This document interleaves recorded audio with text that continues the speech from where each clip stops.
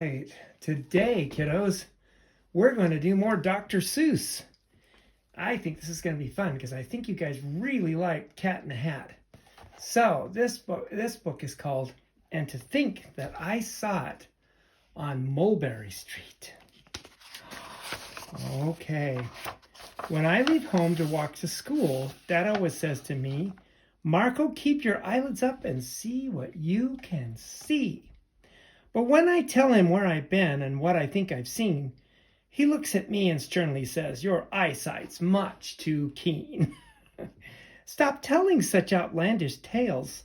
Stop turning minnows into whales. Now what can I say when I get home today? Oh my goodness, what do you think he saw on his way home from school that he couldn't tell his dad about? Well, all along the way to school and all the way back, I've looked and I've kept careful track. But all that I've noticed except my own feet was a horse and a wagon on Mulberry Street. That's nothing to tell of. That won't do, of course, just a broken down wagon that's drawn by a horse. That can't be my story. That's only a start. I'll say that a zebra was pulling the cart. And that is the story that no one can beat when I say that I saw it on Mulberry Street. Yes, that zebra is fine, but I think it's a shame such a marvelous beast with a cart that's so tame. The story would really be better to hear if the driver I saw were a charioteer, a gold and blue chariot something to meet, rumbling like thunder down Mulberry Street. Ooh, this story's getting pretty good, isn't it? No, it won't do at all. A zebra's too small. A reindeer's better. He's fast and he's fleet.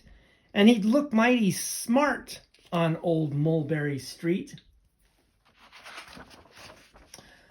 Hold on a minute. There's something wrong. A reindeer hates the way it feels to pull a thing that runs on wheels.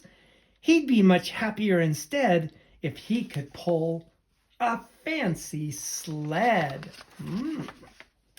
A reindeer and sleigh? Say anyone could think of that. Jack or Fred or Joe or Nat. Say even Jane could think of that. But it isn't too late to make a little change. A sleigh and an elephant. Now that's something strange. I'll pick one with plenty of power and size, a blue one with plenty of fun in his eyes, and then just to give him a little more tone, have a Raja with rubies perched high on a throne. Say, that makes the story that no one can beat when I say that I saw it on Mulberry Street. But now I don't know. It still doesn't seem right. An elephant pulling a thing that's so light, it would whip it around in the air like a kite.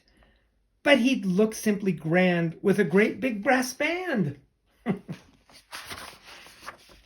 A band that's so good should have someone to hear it. But it's going so fast that it's hard to keep near it. I'll put on a trailer. I know they won't mind if a man sits and listens while hitched on behind.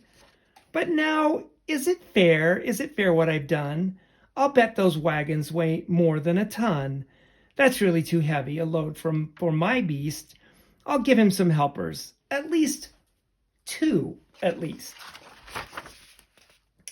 But now what worries me is this: Mulberry runs straight into bliss. Unless there's something I can fix up, there'll be an awful, awful traffic mix-up. Oh no! It takes police to do the trick, to guide them through where traffic's thick. It takes police to do the trick. They'll never crash now. They'll race at top speed with Sergeant Mulvaney himself in the lead. There's Sergeant Mulvaney right there in the lead. He's taking care of getting this parade through Mulberry Street. The mayor is there, and he thinks it is grand, and he raises his hat. As they dash by the stand, the mayor is there, and the aldermen too, all waving big banners of red, white, and blue. And that is a story that no one can beat when I say that I saw it on Mulberry Street.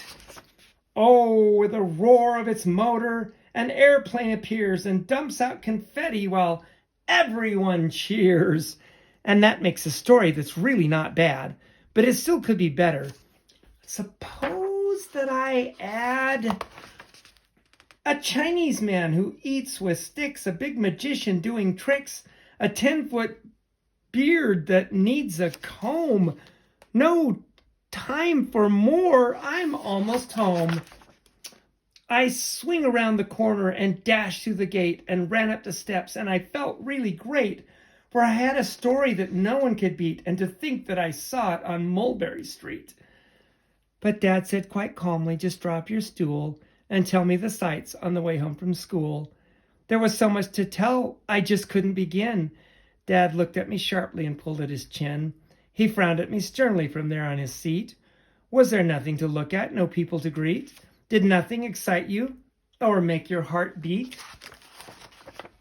Nothing, I said, growing red as a beet, but a plain horse and wagon on Mulberry Street.